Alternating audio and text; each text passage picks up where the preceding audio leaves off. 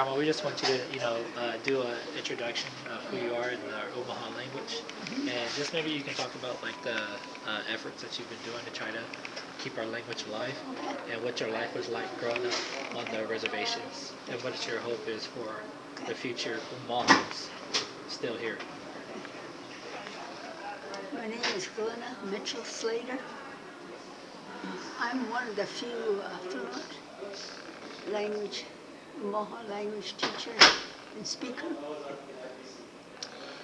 I grew up with this language from my mom and dad from morning to night, 3 meals a day. And my mom and dad talked the language all the time. So I listened. By the time I was 4, I was talking to my dad. And by the time I was 5, I was talking fluent. I went to kindergarten. That was my first language. I didn't know the English, but I caught on pretty fast by hearing other children speak the language. So I grew up with that language to this day. That is why I'm teaching the Omaha language today. I guess God has blessed me on this journey for almost 25 years of teaching. The journey has been real fulfilling. I've taught this class with a lot of passion. I loved every class that I taught. I started in Macy at the old NICC building west of Macy. That was my first class. It was my oldest sister. Then that was my first. That was 2001. The second one is in South Sioux. Nobody wanted that job, teaching. I took that job because I wanted to get in on this. So I drove from Omaha to South Sioux 3 days a week for a year. Then I jumped back to Omaha, and NICC put another language class. I taught there also. Then I taught at Metro. My last stop is here. This is my alma mater. And I wear this very, very proud of this. And this one here is my clan. My Buffalo clan belonged to, my grandfather belonged to that clan. So that is my clan right here. I carry this with me as strength. And today, I guess we're going to have the third hand game for the students here.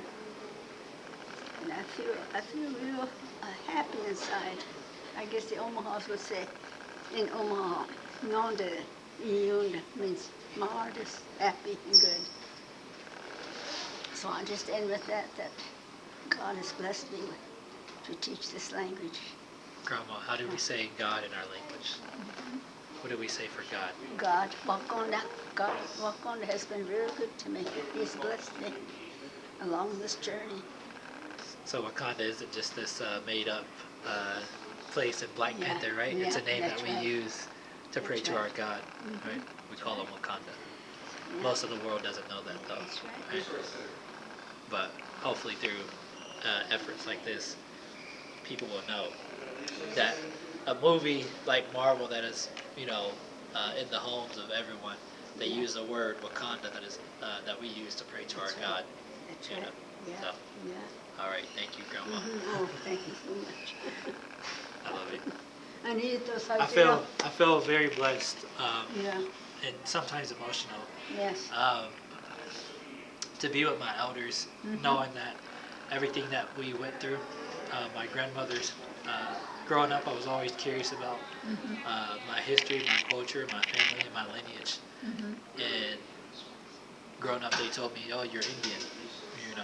I'm Black and Indian. My mother and father are both Black and Indian. But I know and I can see the things that were done by the United States government and how it affected my family, and still, affects us in so many ways today. So my mother would get letters from the BIA, and there would be pennies, pennies on this, on the change that they would be getting for the land that we own and everything like that. So the Leverings, we owned a lot of land, actually. So there were a lot of efforts to take our land. Currently, most people don't live through this, but I have to as an enrolled citizen of the Omaha Nation. My mother's land She left it and willed it to me, and so I'm in a probate currently to try to see if I can get the land and money that's Sure. associated with her account. But that's been kind of a struggle because all of my siblings are not enrolled with the tribe, and it becomes kind of a web in so many ways when you're dealing with a lot of siblings or children of your parents' probate. The Cobell settlement, our aunties got $12,000 apiece, and that was kind of a large sum. So if they got that, well, that was sort of a large sum. My grandmother Phyllis used to say we should be millionaires. But 12,000 was a lot compared to a lot of other settlements that other people were getting during that Obama Cobell settlement era.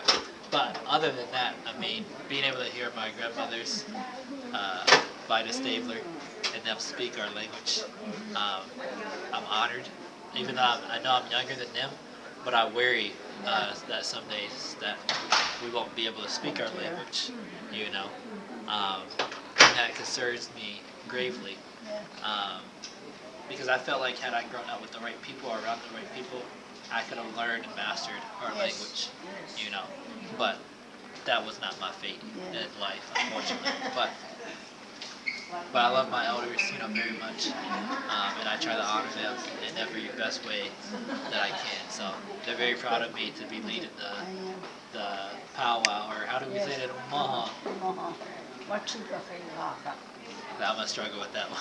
Yeah, I'm gonna have to practice that one for a little bit. But anything I wanted to people to kind of just hear the story, and I knew that my relatives and elders are on campus today, so I wanted to come and see them before tomorrow's event. Hopefully, we're not rained out, So, but you guys might have to leave by 4 o'clock, Grandma. I don't want to run you off campus, but I've been briefed, or my direct supervisor was in a meeting where they said that the weather's going to get pretty ugly.